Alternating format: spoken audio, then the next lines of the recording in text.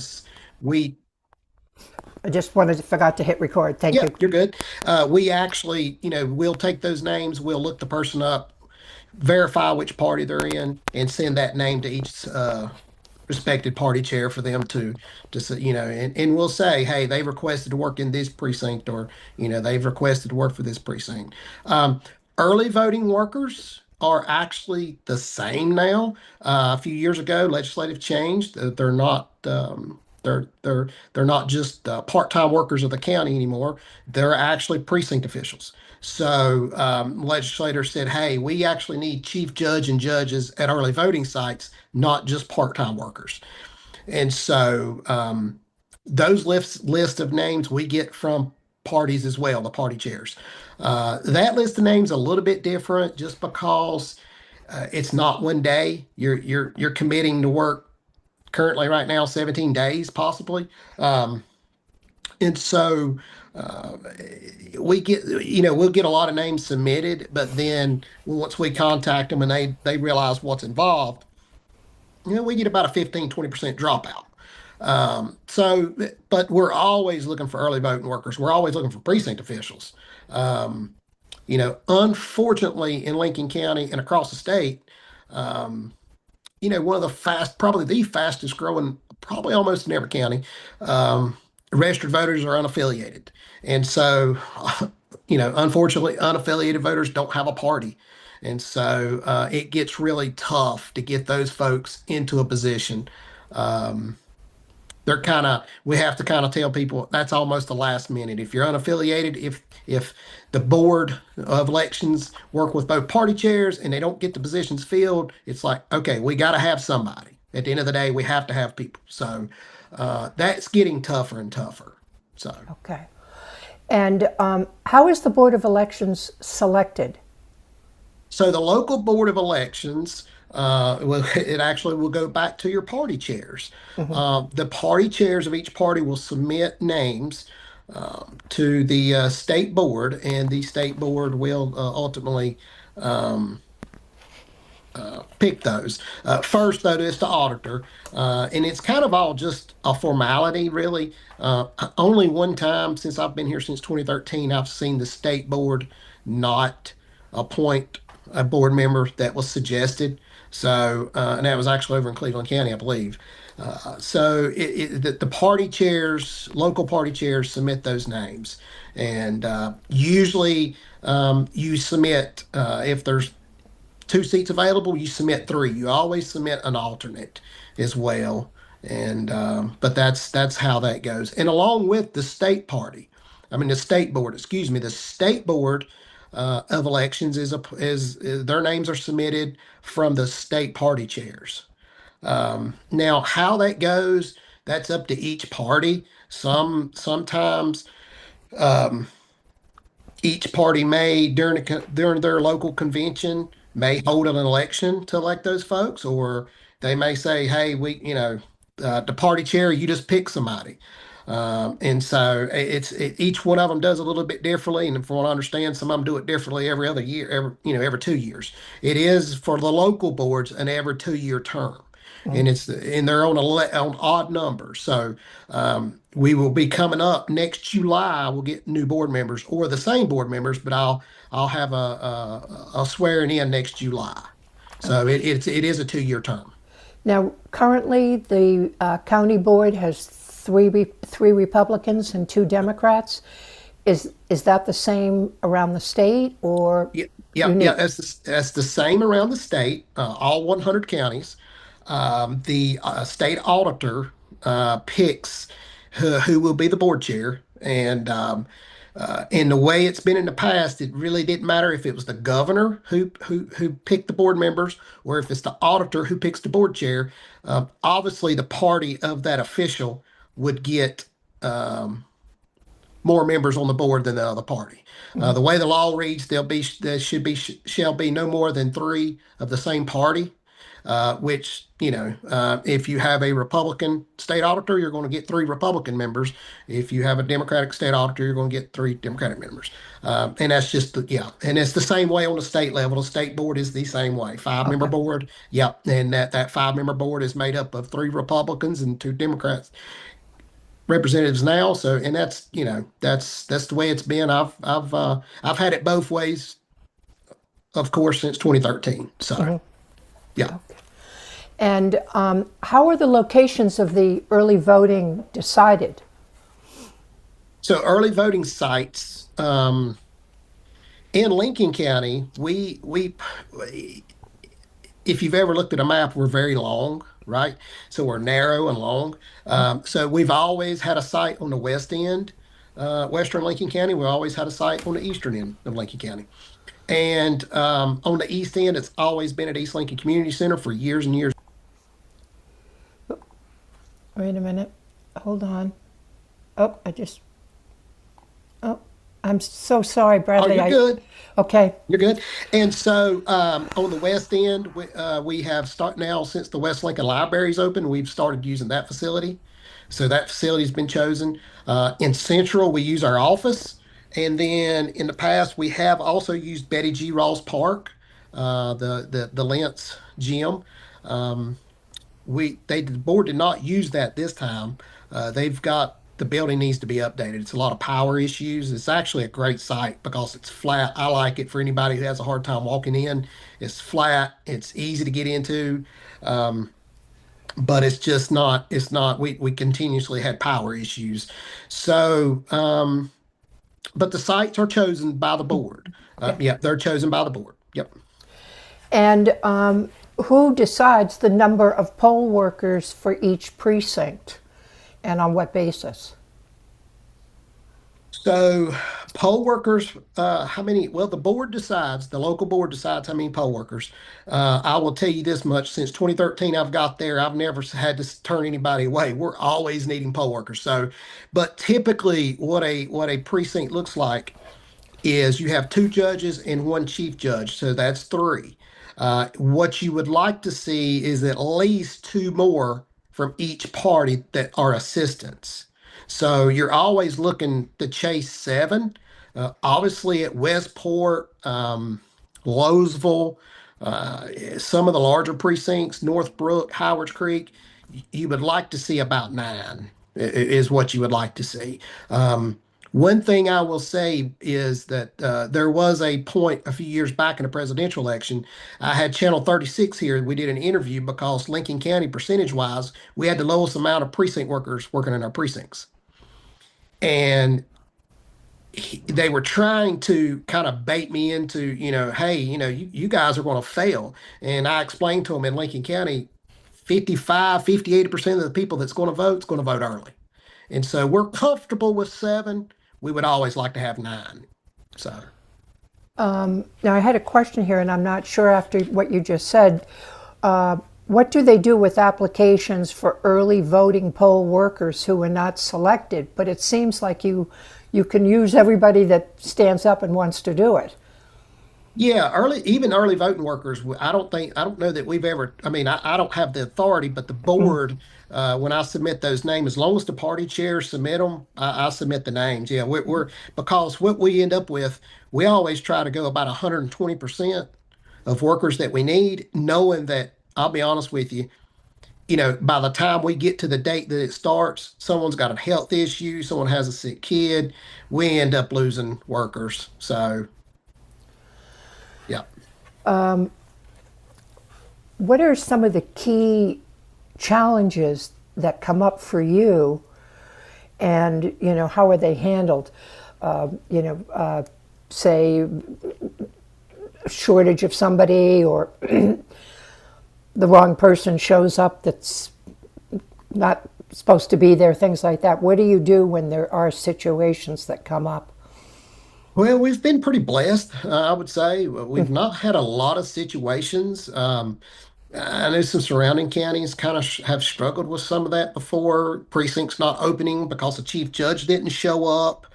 Um, we've been really I came into a situation where we had chief judges and judges that had been here and working for a long, long time. Um, and I'll be honest with you, a lot of it's just, that generation, those people are going to show up. I mean, they're going to show up, they're showing up to work, and they're going to be there. So, we've really been lucky. We've had to move some people around before.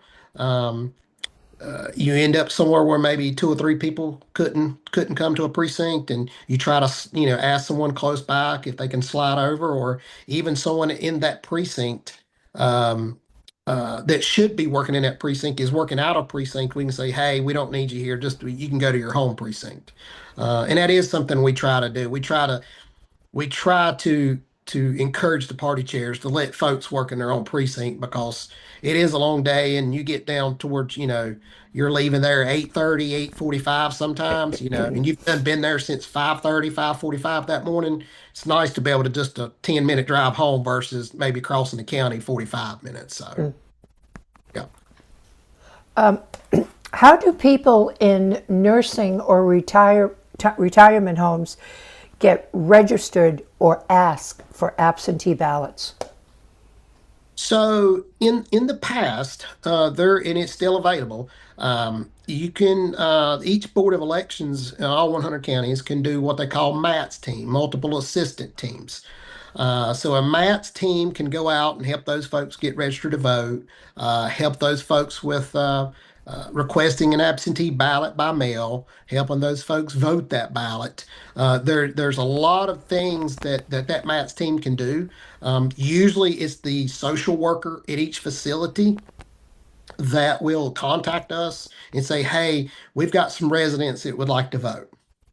Um, we haven't had a request in the last few years, um, due Photographer. to due to the fact that the law has changed, and now those workers at a facility can, if asked by that voter, assist them.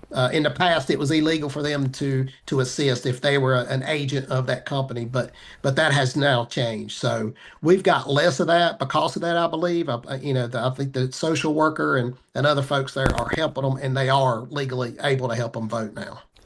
And does that include like the absentee ballots? Yes. Okay. Yes. Yep. They can. Okay. Yep. And obviously, there's a lot that goes into that now. If any of you voted absentee um, by mail, there's a lot that goes into it. There's a lot of signatures, a lot of witness. It's a lot now. So we're starting to see. We didn't see a whole lot of absentee by mail this past primary. So mostly overseas and military. So Okay. yep. And is there still early registration in high schools for 17-year-olds? Yeah, yep. We get a ton of those. We get them when they turn 16. It go ahead and it comes through on our end, and then we put them in what they call a queue. So they go in the queue and they sit there till their birthday. And when their birthday hits, they're ready. But yeah, folks can do early registration. And one thing to keep in mind is, um, they don't have to be 18 to vote. They could be possibly 17 if they'll be 18 by the general election. So they could vote if they're 17 in a primary if they are going to be 18 before that general election. Yep. Oh, okay. Vicky has a question. Hold Yes. on. Vicky, unmute yourself and Bradley, just out of curiosity, does the Board of Elections still actually go to the high schools, or do you just rely on DMV to get those early registrations? It is DMV for the most part. We attempted to do that several years back. Obviously, when you become a new director, 2014, 2016, we were gung ho. Let's go to every high school, let's get in, and let's bought tablecloths and really push the issue, and we just got nowhere. And so now it's essentially DMV. And which to a certain point, Vicky, you have a lot more 16-year-olds that's actually not driving. They don't care to drive, so that is a little bit of an issue. Yeah. And also, now that you're mentioning the DMV, we did Mhm. get a question. When someone moves into the area and they registered at the DMV, Mhm. what do they need to confirm their citizenship? That is a DMV question. I'm not sure what they confirm at DMV. When they register to vote, though, you do have to answer a question: Are you a U.S. citizen or not? What do you have to prove? Um, I can't answer that at the DMV. For us, if you fill out a voter registration form and you bring it to our office and you drop it off, the verification that we use is your driver's license number, the last four of your social security number. So, yeah, that is a little bit of what I would call a gray area. Yeah, I always refer people to DMV. Okay. Yeah. All right. Terry, you have a question? Yeah, Um, y- unmute. Can Great. you hear Yes. me? Okay. Yes. Hi, Bradley. My name is Terry. Hello. Pleased to meet you. Yep. I'm a poll worker across the street from Trilogy. But Yeah. has your office ever considered sending adults into like high school civics classes to explain to the students how important it is to register to vote? Because if I understood you correctly, a lot of students don't apply for a driver's license, but they could be eligible to vote. Yeah, so I do go speak at civic classes at all four high schools, actually five, including the charter school. I go speak at those classes, but again, you're talking about 20 to 30 kids versus there's probably 150 or 200, maybe 250 uh, in each class, each cohort class. So probably still just reaching about an eighth of them if you wanted to look at the numbers that way. Okay, All set, Terry? I am. Good. Okay. How does the Board of Elections learn when registered voters die or move away? This has been kind of a buzz topic this year about dead people voting. So, Yeah, sure. Dead people voting. So, yeah. Um, so it's gotten much better, is what I'll say, over the past year. The funeral homes now are required to send electronically 24 hours to the North Carolina Department of Health and Human Services. In the past, yes, I mean it may would take us a few months to know that someone had passed away. If you passed away in Lincoln County, that's a lot different. I can call the Register of Deeds, get a report weekly, and I know who's passed away. Where it becomes tricky is when someone was passing away. We're Lincoln County. Um, a lot of folks were maybe at a hospital in Charlotte, Mecklenburg. So that become an issue. That's got much cleaner. Now, where things are still an issue is obviously if you pass away out of state, um, and we see a lot of that. There is some of that, and some of the states do work well with North Carolina, and some of them don't. Some of them don't want to share anything, and some of them will. Um, so, far as someone passing away, it's gotten much better. Is it 100%? Absolutely not.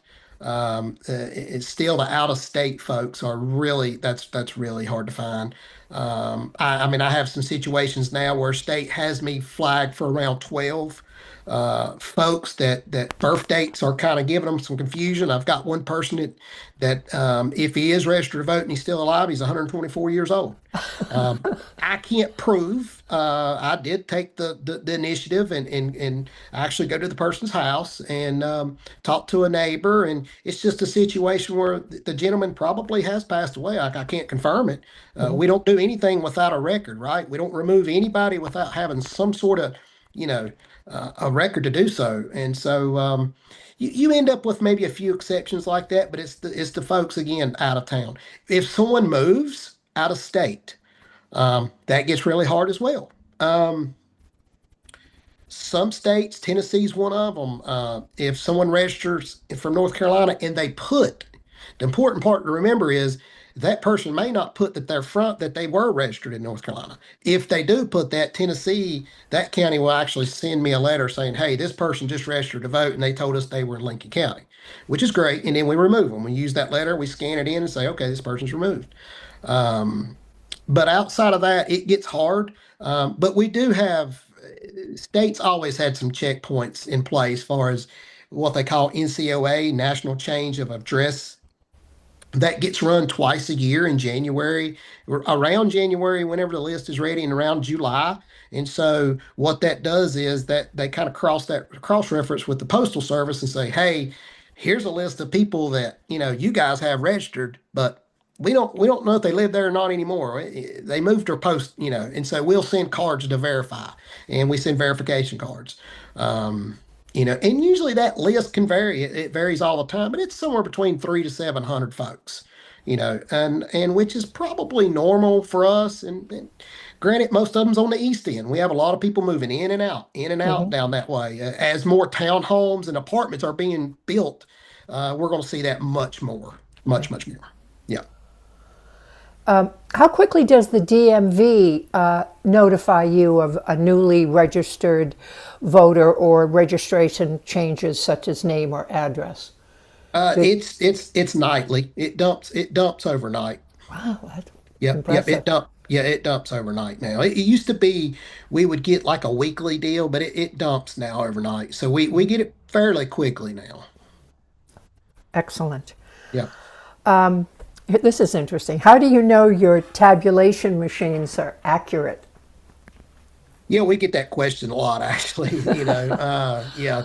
So the machines are tested prior to an election, they're tested. Um, Something that we do a little bit uniquely here in Lincoln. Um, is you can actually order your test scripts. So you could order them from the company that who's our vendor for the machines and our ballots and whatnot, and they can send them to you, and they're already pre-filled out, and you can run them through and do your test that way. But what we do is we fill those out in house, so nobody knows except us what the results should be, right? Obviously, they're public record. Everything we do in the office is public record, right? So if someone wants to see anything of our test decks or anything like that, that's all public record. But we do that just so, someone says, "Oh, well, you bought everything from them. It's their machine, it's their ballot." And I'm like, "Yeah, but they didn't know how we were going to mark what." And so, and then, after an election, we do what we call a hand eye sample count. And so that means state board randomly picks two precincts. And when they say precincts, that could end up being absentee by mail. It could be an early voting site. I hope it never is, but it could be because that's a lot of ballots to hand eye. And we literally, and again, that's open to the public as well. Hand eye counts. Vicky's been there; she's seen one, um, and that's just going, that's just going each ballot, and it's not every race on the ballot.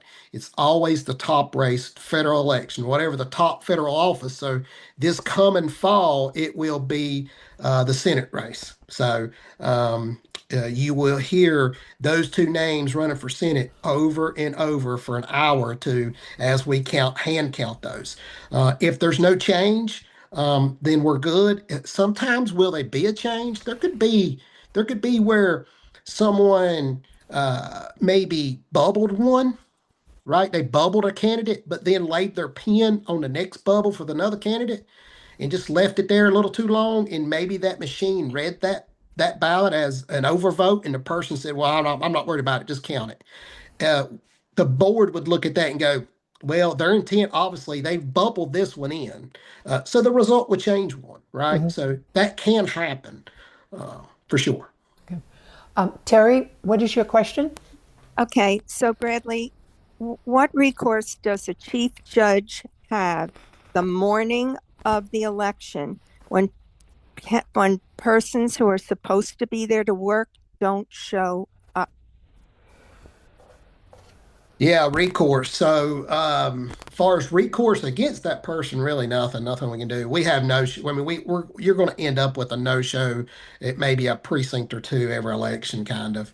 Um, what would be ideal is, and what's recommended in best practice is that we would actually have precinct workers that the board has approved that would actually be at our office. So what they would do is they would come to our office first thing on election day and be on standby to be deployed at one of the precincts. And then also, what we discussed was if we ever get to that point where we have those extras, we wouldn't ask them to come to the office. I'd actually say, hey, there's four of you extra. Won't you guys just go down to maybe just the East Lincoln Community Center and say, hey, I can deploy you from there. That way you're closer to the precinct anyway. The West End folks, I would just probably put them at Howard's Creek. That's kind of in the middle of the West End. But in an ideal world, that's where we would like to be. Thank you. Yep. Question next one is if I move within the state, where do I vote? My old or my new precinct? It's the 30-day rule. It's the 30-day rule. So if it's been under 30 days, you would need to go back to your old to vote. If it's been over 30 days, you will need to um, vote a provisional ballot here in Lincoln County or whatever new county you're in. Yeah. And this one I think we touched upon in a different question, but if I move to a new state and I register to vote in the new state, is my old state, meaning North Carolina, Mhm. notified, and does it remove my registration? Yeah, like previously said, Yeah. if we get the information from the other state, in some states we do get some from, yes, we use that information to remove, but if not, we don't have any earthly idea. Right now, there's not a nationwide system. There isn't. Isn't that There is, interesting? yeah, there's not a nationwide system. So And I'm amazed that states don't keep each other informed. Just no, no, I think that currently there's around 7 to 9 states. There was somewhere around that number that were, you know, friendly with North Carolina is what we say, and they would share information. The states would send each other's list, but that's not a lot. okay. Yeah. Let me see. We are going right through all of these. There was, and there was. Oh, I don't think I asked you this. How the but you I think you did touch upon it. How the board of election staff was chosen. I think you said you're all elected.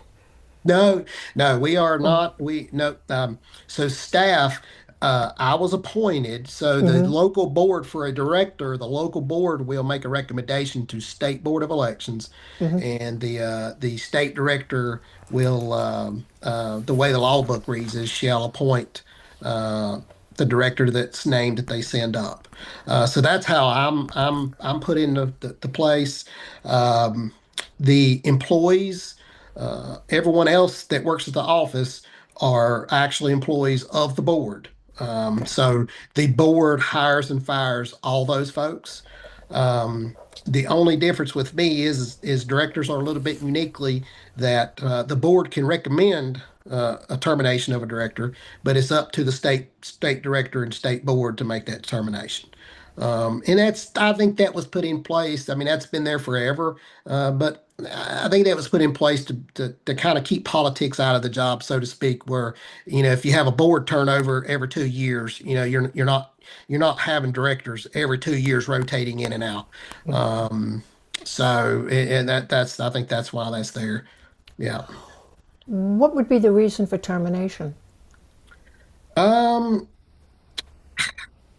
I think state board let one go. I think just recently. Um, And I think the reason being was, I think it was, no, it's coming up. I think in Anson County, maybe. I can't remember. Um, there's different reasons. Um, I think ultimately just not doing their job. What I was told when I got there, when I went up to state board was, I was told one thing was tell the truth. And if a mistake happens, and mistakes are going to happen, right? you own up to it immediately. You don't try to hide it. You don't try to cover it up, because if you start covering up, you got to continue to cover up, right? And it's one lie leads over to the next, and you got to cover that lie. And so, we had an issue here within the city of Lincolnton where there was a new apartment complex approved in the city of Lincolnton, and a staff member did not get that geocode in correctly. So those folks should have got a city ballot. They didn't. And as soon as I was made aware of that, I think the day after election, I was like, I'm emailing state board, hey, they were not in the geocode. They did not; those folks did not get a city ballot, and ended up where no new election needed to be held due to the fact there was less people registered there than it would have made a difference if every single person would have voted for and every one of them would have voted for the same candidate. It wouldn't have made a difference in the outcome of the election. So. But mistakes are going to human nature. Mistakes can happen, but you want to own up to it fairly quickly, and then just be honest. And so, very few directors do get terminated. And I could probably like I said again, over my last since 2013, maybe 6 to 8.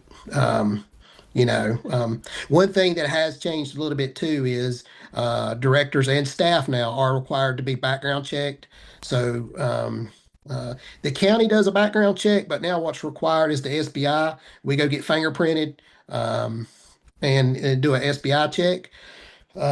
As a director, every director in the state, we're held at a higher we're held a little bit higher. I guess they think of us more, but you're only allowed to have what they call so many strikes against you. So if you've been convicted of a lot of different things, you can't serve as director.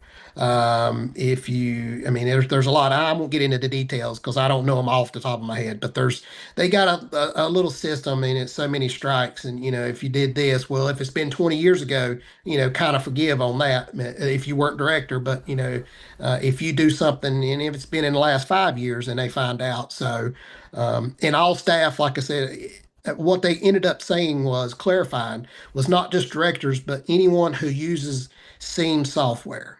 So the state system, if they get a login, they've got to be SBI background check. So, yeah, Interesting. yeah, Well, it's very comforting to know that North Carolina is, taking measures to ensure the validity of, the voting system here. That's good to know. Terry, yeah. you got a question? I have another one for you, Bradley. When Yes, ma'am. somebody is new to North Carolina and they get a driver's license in our section, and do you automatically get a notice so that you would send the persons a postcard to let them know what precinct they're in and where they vote and what district they're in and all that other information? Yeah. So if they register to vote through the DMV, it's just like someone coming into the office. The state software generates that card. We print cards every Friday. We do it weekly. So at the end of the week, we run the cards, and it's usually around 150 to sometimes 300 or 400 cards. Um, but yes, it generates a card, and that card has all their information: what precinct, the polling location, how did they register, their street address, and that card, is for you to keep, but also that card is if you need to make a change, you can actually make the change on that card and then mail it back to us, mail us the other half of that card, and make your changes that way. And it's the same way if someone just if they you go online to do your driver's license and you update your address, it's the same way. You still stayed in Lincoln County, we're going to send you a new card. So, you know, it's yeah. We mailing and printing is our probably one of our largest cost. We do a lot of mailing and a lot of printing. Yeah. Thank you. Mhm. Do you have any recommendations for women voting this year if their driver's license, say they've gotten married and there's a name change, what should they bring with them for identification? Because there's been a lot of talk about women and getting married and having a different name than what their driver's license may show or a passport may show. Is there any suggestions at this point on the state level? Not that I really know of. I mean, that's an issue there that usually, as long as I've never run into an issue, as long as uh, one of your names matches. Now, if you came in and your first name matches, but then your middle or last nothing at all. But when you come in to vote, and what's you have to state your name and your address. So when you state your name, we look it up, and let's say we don't find it, right? And we say, well, oh, well, I did get divorced or I got married, right? And we say, okay, what was your address? Oh, you're at this address. Yes. Oh, I see. Yes. And then you're okay. Um, Legal answer is, remember, in North Carolina, if you get married or divorced, you're supposed to update your driver's license. So, yeah, Okay, but that's good. yeah, yeah, Terrific. yeah. I think we have gone through all of our questions. Oh, wait a minute. Vicky has a question. Go ahead, Vicky. Wait a minute. Oh, I'm not muted. Um, I was just going to reinforce something that Bradley said. He's not kidding about trying to get poll workers. I think every single meeting from January through right before election day, we the board had to approve new poll workers because somebody had gotten sick or they just decided they didn't want to do it or whatever.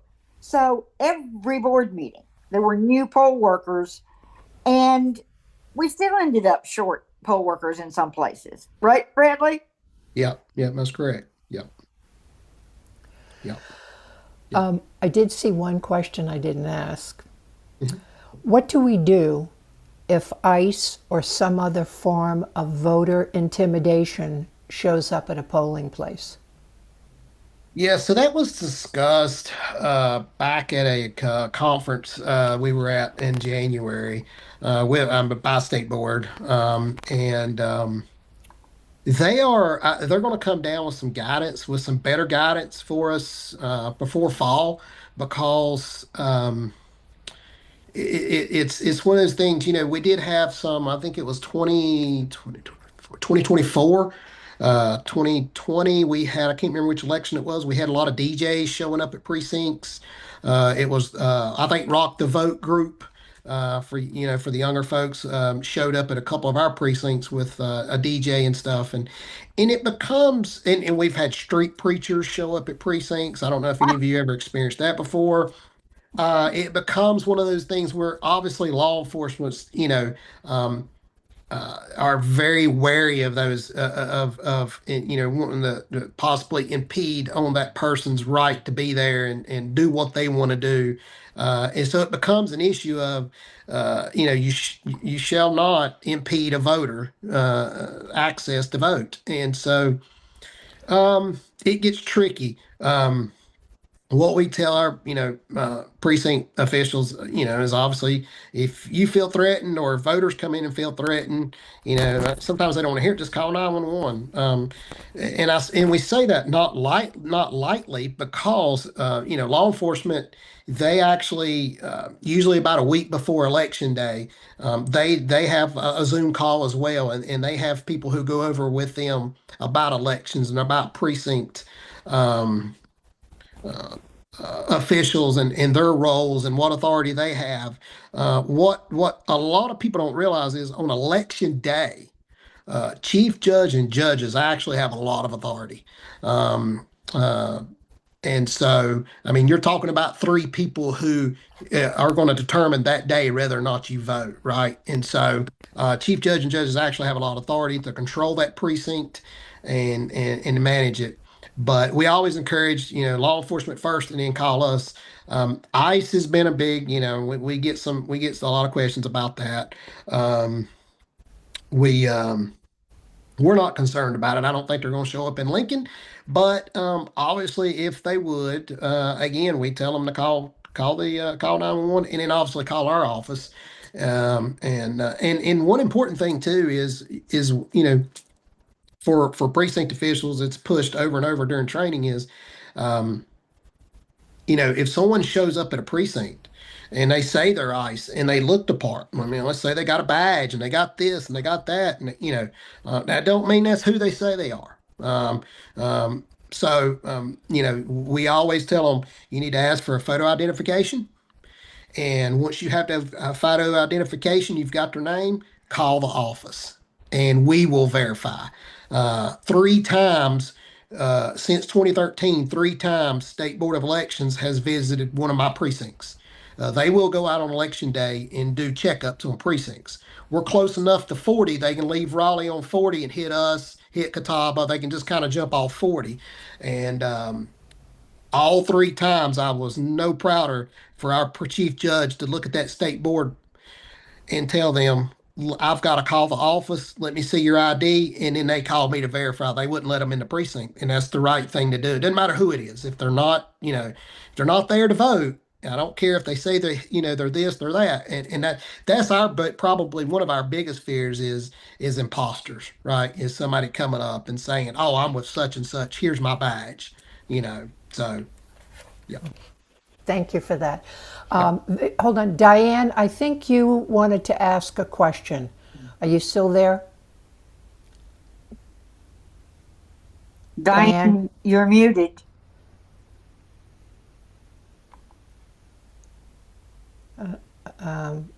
Okay. Vicki, go ahead and ask your question. Uh, Nobody's mentioned poll observers because that's not something that Bradley actually control. Well, yes, you do control it.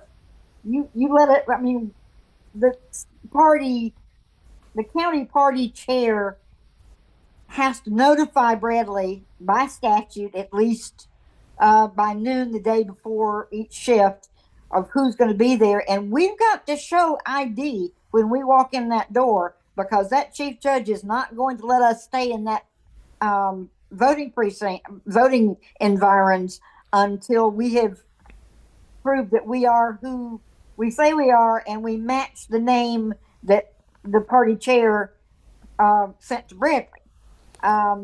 Now, we didn't have any Republican observers that I saw this year. We just had Democratic ones, but we're all appointed by the parties and then submitted to the elections director.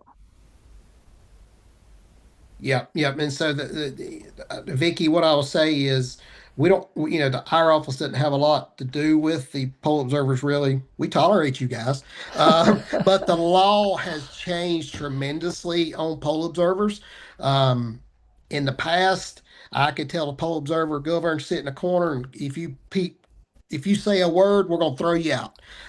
They have a lot more leniency now. The law has gave them a lot of leniency being inside the precinct or polling location, early voting or on election day. So, yeah, I mean, this fall, it'll probably be some of our precincts will be crowded, right? Because Yes. each party can have two poll observers at a time.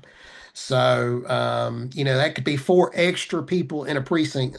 Some precincts aren't that bad, but some of them's not in the largest locations. But typically, it is the larger precincts with larger rooms in a gymnasium or something anyway that's got those. And a lot of them, one question I got with a group 2 weeks ago I went and spoke to was why were so many from Mecklenburg? Why did we had a lot of observers from out of county. And there can be what they call statewide observers, and they can be on an at-large list, and so they can serve in any county in the state. Now, obviously, when I look at that at-larger list, what the state sends out, I kind of know if they're from New Hanover County, Wilmington area, they're probably not coming to me. But if they're from Meck, Gaston, Catawba, Iredell, if they're within an hour drive, I could very well see one. And that list, as Vicky can attest, that list, especially for election day, we have our chief judges start coming in at 10 o'clock in the morning. Well, obviously, if they have till noon, sometimes that list we send try to get those lists out as soon as possible or email them, and then someone can't get pull their email up, so it gets a little bit tricky for the observers. So we notice statewide observer list we may not get till later, but we try to tell the local parties get it to us early as we can so that list can be in their red notebook going with the chief judge that morning. So Well, we tried to get it to him not the day before, but 2 days before, so he's got a chance to get it out to the. And still, there've been times when they mhm, couldn't find the list, yeah, and I had to send another one. Um, yeah, excuse me, Steve had to send another one. yeah, Um, we yeah. won't tell Bradley that I actually um, We know. do the scheduling, but Yeah. um, but we're not allowed. By the way, don't get insulted if the poll observer is a friend of yours and they won't speak to you when you're voting. Yeah. We're not allowed to speak to a voter. Period. Interesting. Yeah. And one thing I will say, if you want me to reach back out to you guys later on as we get closer, probably around August, of any election law changes, I will tell you there's several coming up. It never fails. There's going to be some changes. What those changes will be, I don't know. One of them I just seen today, cutting early voting from 17 to 10 days. That probably be a biggie, but I'm sure there'll be some other tweaks. They typically always tweak with absentee by mail. I think they're going to try to tweak with how many days after the election someone has to cure a ballot, an absentee ballot or something that came in, or someone come and voted and did not have their driver's license with them. And they want to try to come up, the next day and bring their so that's going to be tweaked a little bit, I'm sure. So there'll be some election law changes. When that happens, what I'll try to do is put it all together in one document and send it out to the group so everybody's kind of made aware. Oh, that would be helpful. Yeah, Absolutely. yeah, Yeah, Vicky, you could get that information. We can let people mhm, know. yeah, Oh yeah. Yeah. If I get it, I'll make sure that not only the party gets it, but Indivisible gets it too. I'm Mhm. gonna make sure it's as widely disseminated as great. possible, at least on this end of the county. Yeah, yeah, and on that end of the county, hopefully, obviously, this fall was going to be a stretch. We were told the new East Lincoln that East Lincoln Library was going to be open maybe in September. I think it is on schedule. We've not had a lot of rain, so I'm assuming it's on schedule. I can't blame it on that. But the board just felt like they didn't want to approve that, and then all of a sudden it's not open.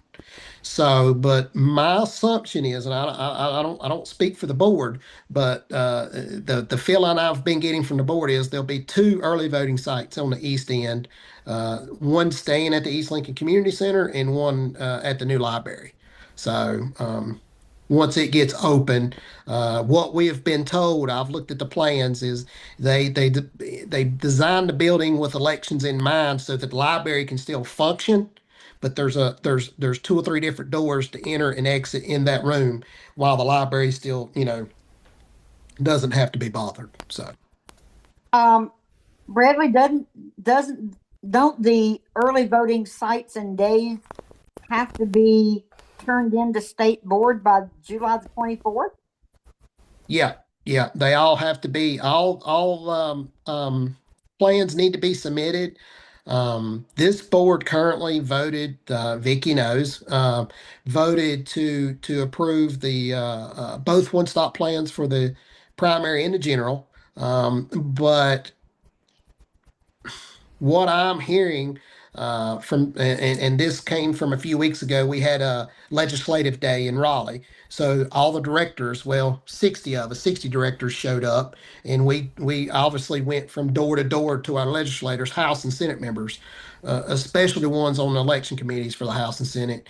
And everything I kept hearing was every one of them was in consensus of we're going to cut early voting. We're going to cut early voting down, especially in a primary, especially in a primary. But the bill that was introduced today, or it was introduced yesterday, that I just learned about today, was it doesn't specify. It would even start this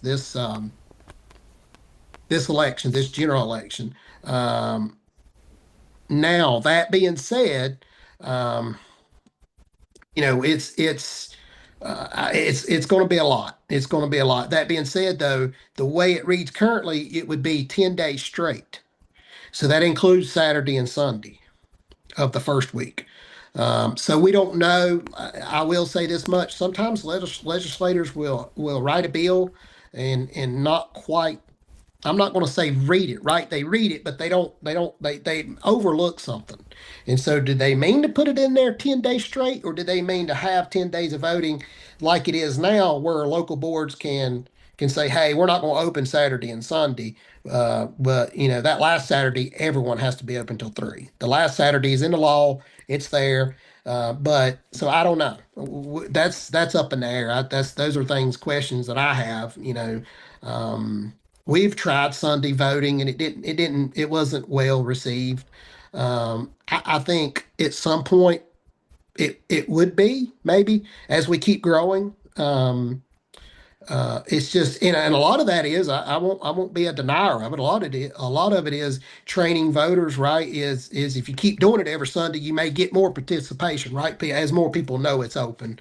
But currently it wasn't well received, but I don't know. We will see. I will definitely send that out. If that's the case, my assumption is state board will direct all 100 counties to go back, and they'll need to revote on a one-stop plan. Uh, if there's any variables in that, right? If there's no variables, then if they write the law and say you're going to be open 10 days and here's your hours, the board has nothing to vote on, right? Because it's set. Right Except now, location. except locations. That is correct. Except locations. And so, you know, I don't know that locations in Lincoln County is a huge issue. I think everybody usually agrees. Um, Really, it's just that city. Vicky, probably having one in the city was kind of a contentious point for a while. The city of Lincolnton really wanted us to have a early voting site, and so when we went to so what we did was we went to City Hall and we said, okay, you've got a room where the council meets. We're going to vote here, and we did it. Well, they didn't like it. Well, you requested one, you want one, and what a lot of counties do is if a city requests an early voting site, they make the city pay for it. So,